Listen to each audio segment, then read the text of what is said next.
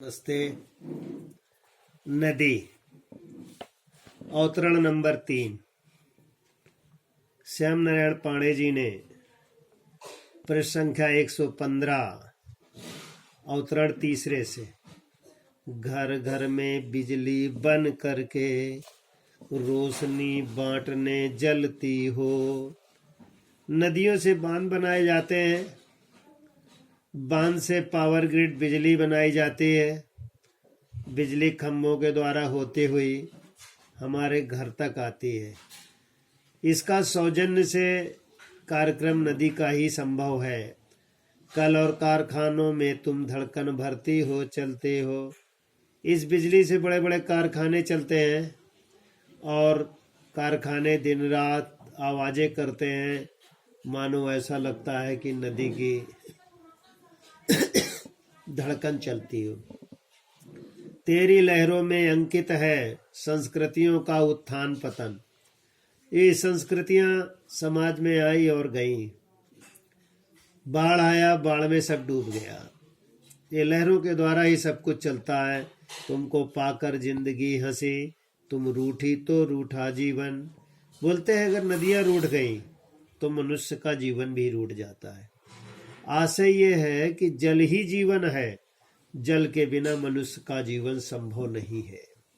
जिन देशों में तुमको पाया वे ऊंचे उठे महान बने। बोलते जिन जिन देशों में नदियां हुई वो महान बने। उनमें से हमारा देश भारत भी है। यहाँ पर गंगा, यमुना, सरवी, गंडकी इत्यादि नदियां हैं जो हमारे भारत को महानता को बताती। जिन देशों से तुम बिछुड़ गई वे उजड़े रेगिस्तान बने। जिन देशों से नदियां निकल गई, नदियां सूख गई, वे बिल्कुल बालू बालू, खंडहर ही खंडहर रेगिस्तान में बन गए। तुम हो पानी की राजमार्ग पर अपने आप बनी हो तुम।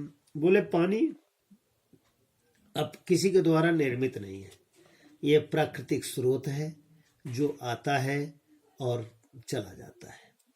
कहा जाता है कि भागीरथ जी स्वर्ग से गंगा को लाए। बाने के कारण पुल, नदियों में पुल बनाए गए, पोत, बड़े से बड़े पानी के जहाज चलते हैं, नौकाएं चलती हैं, स्टीमर चलते हैं। जन्मे तुम में से जननी हो तुम, और तुमने अनेक प्रकार के जलीय जीवन को जन्म दिया, इसलिए इसे जननी। कछुए, मछली, घड़ियाल, जलज तुमको कहते हैं घर अपना। जल में जलीय जंतुओं का निवास होता है। कछुए भी, मछली भी, घड़ियाल भी, कमल भी, ये सब रहते हैं। कितनों के लिए शहर हो तुम, कवियों के लिए मधुर सपना। बोले कितनों के लिए शहरों में तुमने अपने नदी के किनारे बड़े अच्छे घर बनवाए। कितने कवियों ने सपना देखा कि कल कल कल की आवाज़ करती हुई नदियाँ बहती हैं। कल कल का जो अर्थ होता है अंग्रेजी में यस्टरडे टुमारो, बीता हुआ कल और वर्तमान कल। वर्षा ऋतु में अनियंत्रित हो। वर्षा ऋतुओं में इतनी नदी में बाढ़ आती है, तुम रौद्र रूप दिखलाते हो, तुम अनेक प्रकार का कठिन रूप दिखलाते हो। खेतों को तहस नहस करके फिर फसलों को खा जाती हो। जब बरसात होती है खेत के खेत में फसलें बहती चली जाती हैं, घर द्वार आंगन ये सब बर्बाद हो जाते हैं। सैलाब रूप धारण कर तुम उफनाती हो जब लहर लहर। इतना सैलाब कर लेती हो, सैलाब बढ़ जाता है कि उफनाती रहती हो। केदारनाथ की व्यवस्था कोई भूल नहीं सकता। इतना बड़ा सैलाब आया कि पूरा नगर का नगर ध्वस्त हो गया। पुल, सड़क, रेल बह जाते हैं, थर थर करते गांव शहर। नदियों के किनारे के तलहटी के गांव तो आधे से ज़्यादा डूब जाते हैं। बड़े से बड़े पुलों के ऊपर के हिस्से रह जाते हैं, नीचे की कोठियां डूब जाती हैं, सड़कें कट जाती हैं।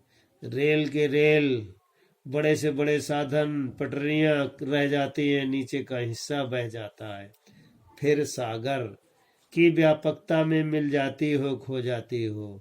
कहा जाता है कि सभी नदियों का स्वामी सागर है।